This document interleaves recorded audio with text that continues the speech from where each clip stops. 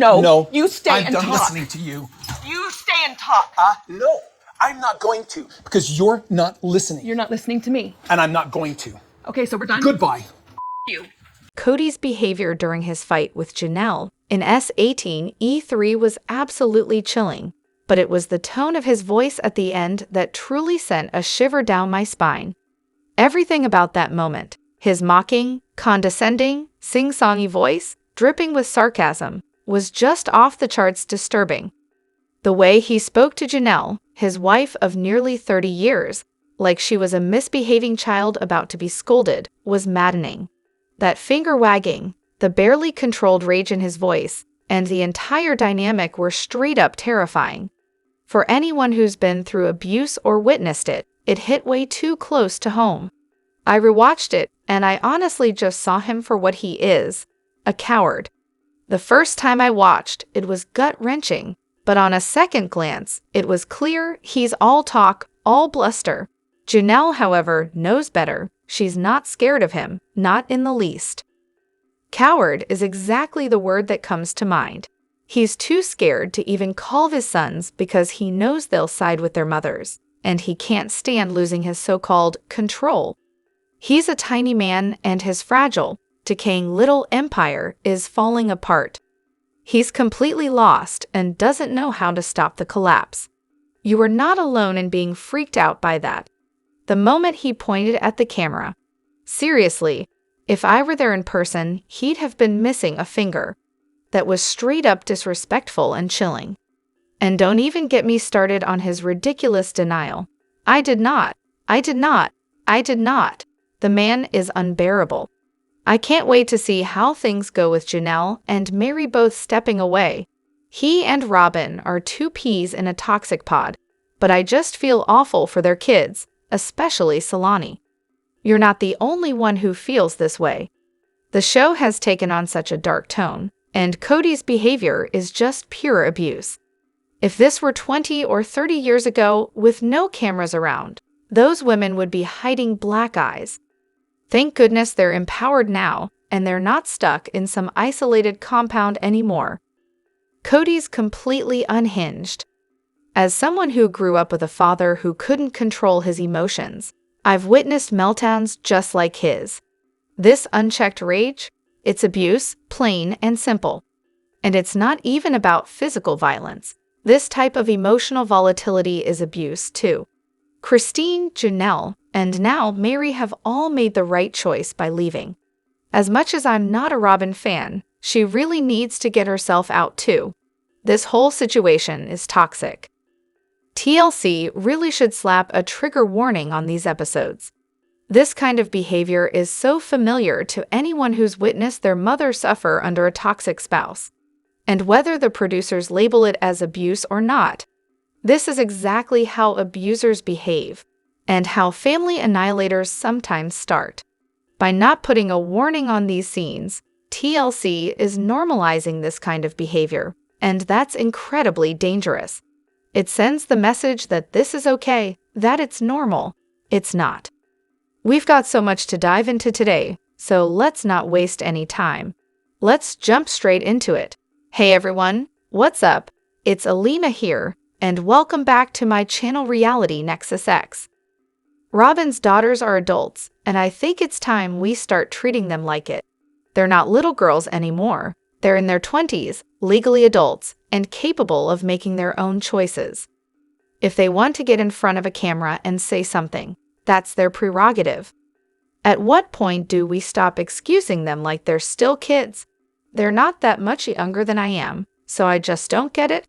Watching an adult woman, yes, an adult, get her ears pierced like she's 7 years old and act like it's the most groundbreaking thing ever is, well, a bit much. And don't get me started on the emotional meltdown with someone needing to be carried to bed. That's not normal behavior for someone in their late teens or early 20s. Robyn's really done a number on those girls. And let's talk about the whole Kody is the savior thing that Robyn has drilled into their heads. I remember when one of the girls was young and called Kody by his first name, and Robyn was like, "Who?" The girl corrected herself and said, "Oh, I mean Dad." Keep in mind, their biological dad was still in the picture at the time. Then, in another episode, Aurora was super excited to visit her bio dad, and Kody and Robyn were on camera saying, when the kids leave, they come back different. They act different. It was clear Robyn didn't like having to realign the girls' thinking after they spent time with their real dad, making sure they remembered Kody as dad, not David. It's wild that Robyn had a portrait painted of Kody with the kids when they were toddlers, at a time when Kody wasn't even in their leaves. That's some next-level brainwashing. Aurora seems a bit stronger than her sister, but Brianna? She's constantly on the edge of falling apart. It's honestly disturbing how Robyn seems to want her kids to stay dependent on her forever.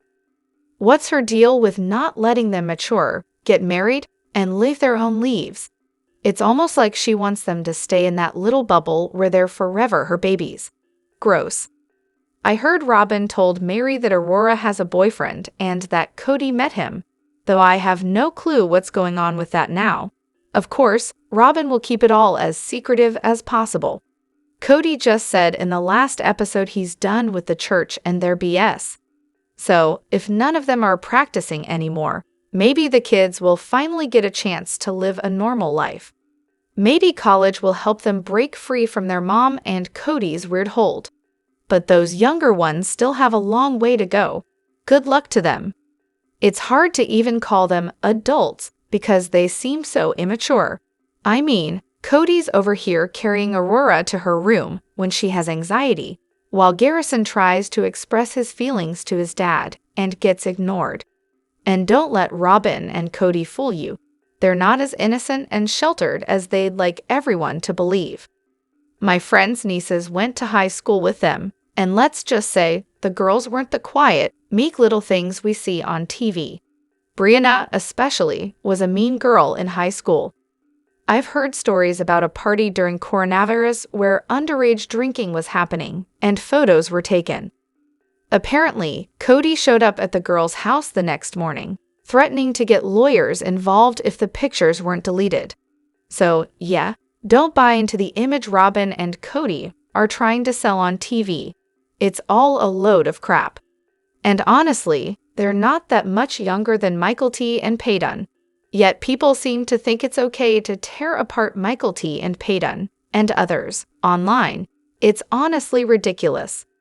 Just to clarify, I'm not about eviscerating any of Robyn's or the Brown kids for things they had no control over, like being on TV as kids. But if we're going to critique the Brown kids once they turn 18, the same rules apply to Robyn's kids. Their feelings are no more delicate or important than anyone else's. The real issue is that Robyn has spent their entire lives treating them like helpless children. They've never had to think for themselves or be independent. They may be adults by age, but emotionally, they're still stuck in childhood. Robyn has done everything in her power to keep them sheltered and under her thumb. No two lives are exactly the same, but when you spend your whole life being told what people think about you and how to act, whether it's true or not, it takes a toll. Robyn's kept control of every step of their lives, and now it's like she can't let them grow up. Kody and Robyn are so wrapped up in each other that they can't see how much they've crippled these kids. They destroyed their own family just so Robyn could move on from Dayton, and now she won't let those girls move on with their own lives. Robyn is such a drama queen, it's honestly painful to watch. Every time she shows up on the screen, I just cringe. She's always crying and making a huge spectacle out of whatever tiny thing happens, as if the world is ending. And it's not just her, Kody's been playing the drama game too, and I honestly didn't think that was even possible before she came around. The collateral damage will last for generations really, Robyn.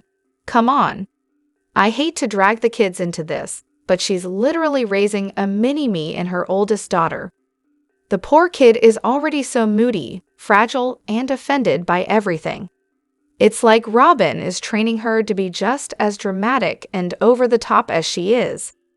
I started rewatching the show from the beginning, and now it all makes sense. No wonder they call her Robyn. And seriously, Did you notice this on the rewatch? There's never any real crying. She's always covering her nose, blinking up at the ceiling, but rarely does any actual waterworks happen. She knows exactly how to manipulate Kody with that crying act, but it's so fake. Her face is always stuck in sad girl mode, mouth downturned, eyes wide. Like, girl, you're going to regret those frown lines. Can you stop making every situation about you? It's exhausting, and you're honestly 99% of the reason all these problems exist. Robyn is trying way too hard to control how the audience sees her, just like she manipulates the Brown family. But all she's doing is making herself even more unlikable. She's sabotaging her own image by gaslighting and trying to control the narrative. She's not entitled to an apology just for doing her job. And if the producers choose to cast her as the villain, that's on her, not on us. She can't keep acting like she's some kind of Marta and expect the audience to cheer her on. If I were one of the older kids, I wouldn't want anything to do with the woman who's literally pushing my dad further away. People are rightfully upset with her because it's clear she's hurting the family, neglecting the kids and manipulating Kody. She's up there living the high life like she's untouchable, never facing any consequences, while everyone else is left picking up the pieces. Watching Gabriel and Kody have their long overdue discussion about coronavirus and the separation in season 16, I can't help but applaud Gabe for finally asking the tough question. Why? And of course, Kody, true to form, dodges it like a pro. But Gabe isn't backing down, pushing for an actual answer, even though it's clear he already knows the real reason. Spoiler alert, it has everything to do with Robyn, and Gabe wants Kody to just admit it. Honestly, it's pretty obvious that Kody's stringent, over-the-top quarantine rules were all for Robyn's convenience. Let's talk about Christine and Janelle for a second. They followed CDC guidelines, managed to see each other, and trusted their kids to be responsible. They even made it work to visit their grown kids who weren't living in Flagstaff. Meanwhile, Robyn and Kody turned quarantine into a bizarre form of isolation. And then Kody has the nerve to throw shade about cliques forming within the family. Oh, the irony. But what really grinds my gears is how Kody talks about Janelle to Gabriel. Like, who does that? And big props to Gabe for standing up for his mom and calling Kody out on his temper tantrum. Kody can talk about his feelings, but he can't just bash Janelle in front of her kids. That's not how this works. These kids, Gabe, Garrison, and the rest, know who was actually there for them, and spoiler alert, it wasn't Kody. No wonder they don't respect him. He's too blind to even see it. One of the best moments of the whole thing was when Kody asked Garrison and Gabe who would take care of Janelle if she got sick with coronavirus, and Garrison, without skipping a beat, says, "I'd quit my job to take care of mom." Oof, you could practically see Kody's brain short-circuit. It's clear the boys aren't just sticking up for themselves, they're standing by their mom. Respect. And why did that mess with Kody's head so much? Did he really think anyone would believe he would step up if Janelle got sick? Please. Mary, of course, followed Kody's rules, but surprise. She still wasn't allowed to be part of the family. Robyn had a nanny, so Kody could have spent time with everyone else at least once a month. But no, the man didn't even make an effort. Instead, he chose to isolate, all for control. Classic Kody. Look, it's obvious Kody used coronavirus as a power play, a loyalty test. Ridiculous, right? But let's not act like Christine and Janelle were perfect role models either. This was pre-vaccine days, and 3 weeks into the pandemic, Christine flat out declared she wasn't going to live in fear. She mixed households regularly. Garrison even told Gabe they should just lie about their exposure levels. So, let's be real, they weren't exactly following guidelines to a T. Janelle even said, "We aren't sheeple." And honestly, who can blame them? They were just living their lives, like most young people in their 20s. It was a weird time, and the political climate certainly didn't help. At the end of the day, Kody handled everything terribly. Instead of finding any sort of compromise, he just pouted and shut down. The rules might not have been that absurd for the time. Well, except for the whole sanitize your mail thing, because let's face it, plenty of families were doing the same. But for Kody, it was never about coronavirus. It was all about control, and he blew it. How on earth is this show so off the rails? Anyone got a theory? We've been watching this thing for years, and now it's like the wheels fell off. How can they mess up the editing and production so badly? Seriously, who's running this circus? They're literally splicing together moments where everyone's in the same outfit and pretending it's the next day. No new footage, no one's forced to film together, and somehow it's still a hot mess. I was listening to a podcast, I think it was the Love Should Be Multiplied one, but I could be wrong, and they pointed this out. Suddenly, everything clicked. I knew something was off, but didn't realize why until they said it. It's just bad. I mean, Bravo can make two entitled, spoiled Karens sit in the same room and scream at each other for drama, but why can't TLC force this family to meet at Casa Brava and have a full-on Nacho death match? Seriously, what's going on here? But really, what's the deal? Why is the footage so outdated, repetitive, and irrelevant? Why does the editing feel like it was done by someone who learned how to cut film 5 minutes ago?